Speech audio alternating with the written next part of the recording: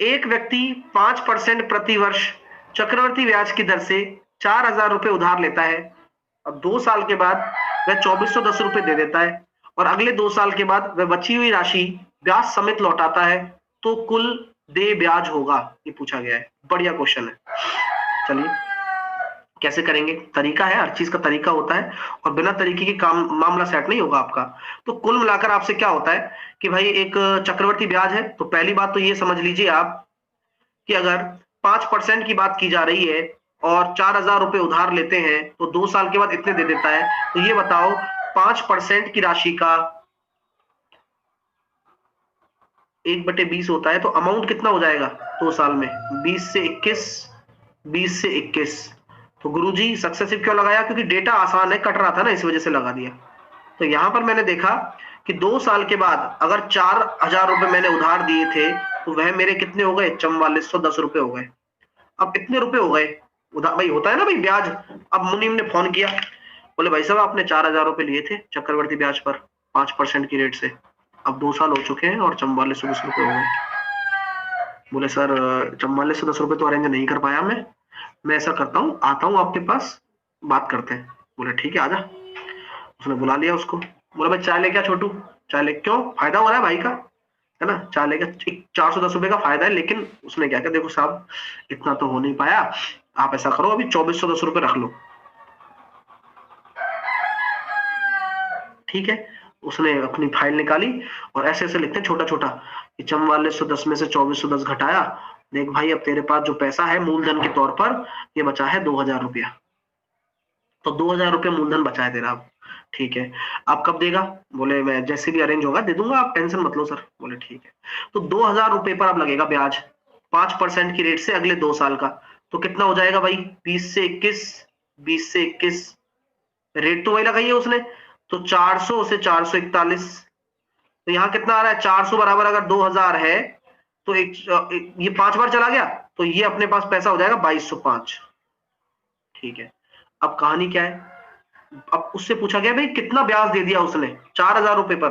तो भाई देख, पहले तो जो ब्याज बन रहा था 410 तो ये बन रहा था, साथ के साथ में 205 ये बन रहा है, तो कुल मिलाकर 615 दे दिया।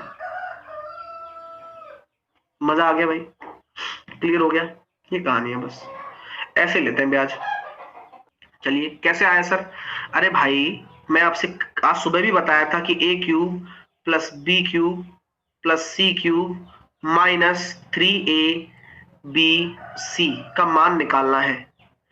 तो यह एबीसी का मान निकालना है और हम ये कहते हैं कि सर ये 0 के बराबर तब होगा जब आपका ए प्लस बी प्लस सी 0 हो जाए, 0 के बराबर हो जाए। ठीक है, अब आपने जब a प्लस बी प्लस सी की जगह एग्जैक्ट वैल्यू रखी, a -7 प्लस बी -9 प्लस सी -11, यहां से रख रहा हूं, तो ये बराबर कितना आ रहा है? a प्लस बी प्लस सी 27 ही आ रहा है, और यही तो प्रश्न में दे रखा है। मामला सेट है, मतलब 0 ही आंसर आएगा। क्लियर है? चलिए आइए, एक स्टील के बर्तन की लंबाई आपकी कितनी है? 60 सेंटीमीटर है। चौड़ाई कितनी है भैया? 30 सेंटीमीटर है। अब बर्तन में पानी डाला गया, अब 30 सेंटीमीटर की भुजा वाला एक घनीय स्टील बॉक्स पूरी तरह से बर्तन में डुबो दिया जाता है, तो पानी का स्तर कितना उठेगा? ये वही वाला कॉन्सेप्ट है। ठीक है, ये वही वाला कॉन्सेप्ट है जो आप जब किसी भी चीज में हाथ डालते हो या फिर कुछ भी आपके सामने स्तर उठ जाता है, जैसे आपने कोई बाल्टी ले ली, कुछ भी ले लिया, तो लेवल ऑफ वाटर कितना ऊपर उठा।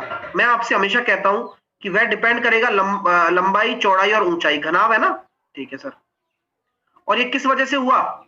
क्योंकि आपका एक घनाकार एक स्टील बॉक्स है जिसका आयतन 30 के बराबर हो, यही आयतन घेरा गया है उसके द्वारा।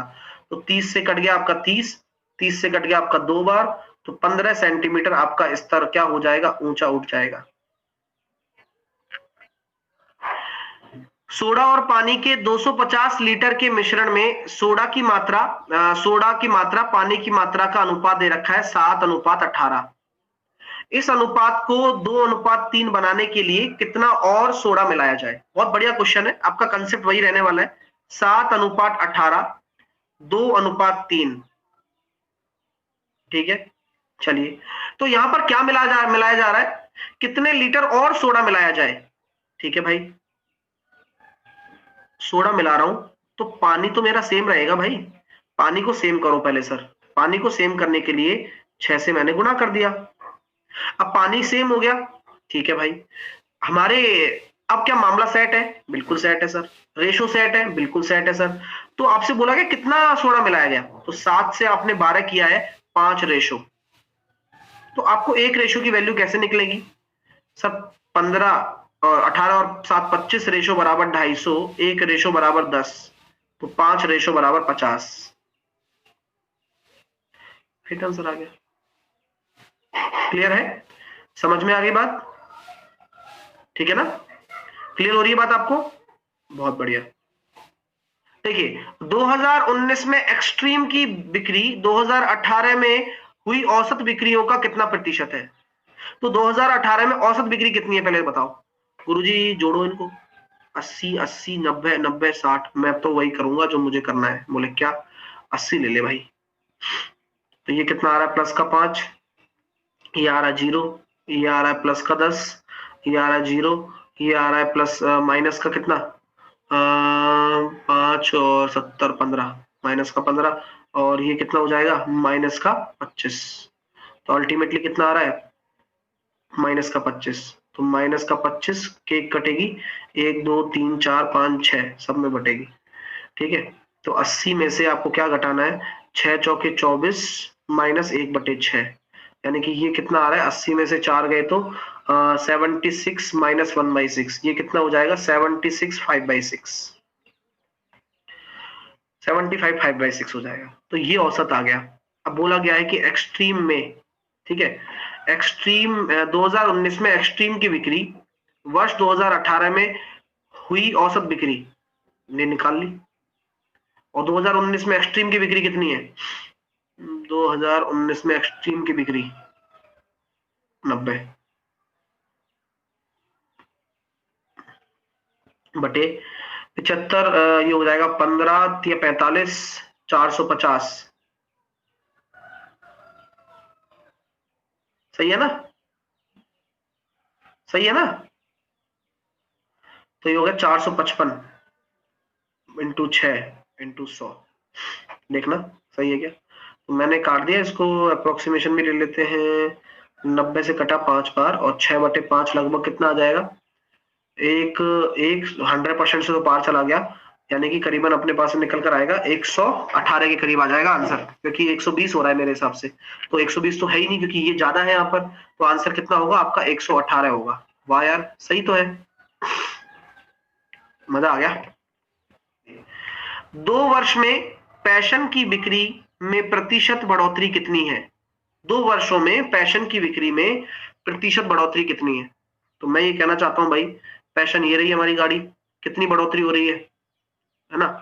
तो पैशन की बिक्री में कितनी बढ़ोतरी है? तो पैशन हमारे पास निकल कर आ रही है कितनी? 105 से ये कितना बढ़ जाएगा हमारे पास? 15/90 इंटू 100, 16.66 हो गया काम। किस मॉडल के लिए पिछले वर्ष में प्रतिशत बिक्री में प्रतिशत बढ़ोतरी सबसे अधिक रही? ये अच्छा क्वेश्चन है। तो अब आप देखिए यहाँ कितना हो रहा है, यहाँ तो कमी है, खत्म। यहाँ पर वृद्धि दिख रही है, लेकिन सबसे ज्यादा मेरे को ग्लैमर दिख रहा है। तो ग्लैमर वैसे भी दिख रहा है और वैसे भी दिख रहा है। क्यों? डेटा भी ज्यादा है और नीचे वो भी कम है ना? तो ग्लैमर ही आंसर होगा। ठीक है।